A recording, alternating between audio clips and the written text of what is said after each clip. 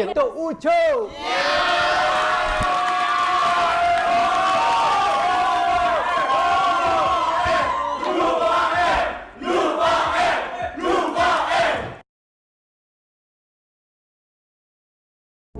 Kita orang daripada Lufa kita orang tak perlukan coach. Kita orang buat sendiri. Sebab kita orang tahu bazir je hire coach tapi suara kita tak sedap. Kami sedar diri suara kami tak seberapa. So kita akan menyanyi lagu Mengulik Kenangan. Mengulik kenangan. Bercakap pun aura.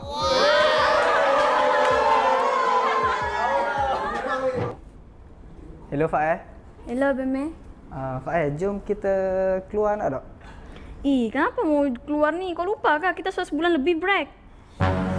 Tak adalah, kita pergi jalan-jalan tempat time kita bercinta dulu nak tak? Sudahlah Lokman, sudahlah mengungkit kisah silam tu. Sudahlah mengungkit kisah lama, nak mau. Bukan ku mengungkit kisah lama, sekadar mengulik kenangan. Kasih dan sayang yang kita semai ketandusan. Mengapa terjadi perpisahan dikala aku memerlukan? Secebis rindu menghias kamar kegelapan. Rela ku begini dan terus begini meratati kedukaan.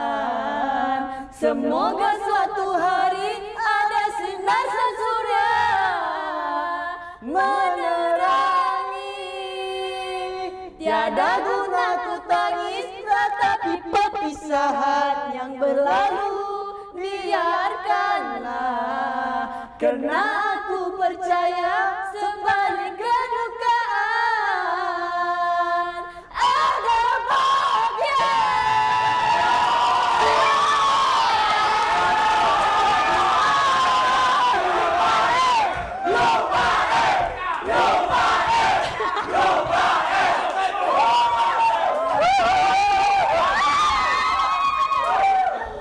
Apa kata kita bagi juri ni pula komen? Best me tak ada coach best. Unexpected. Unexpected lah. Walaupun yang tadi kita rasa macam mesti tertinggal jauh tapi hampir-hampir tak jauh sangat lah. So, aku tak expect satu. Tapi aku kena tak expect. Sebab Lufa ni chemistry dia tinggi tau.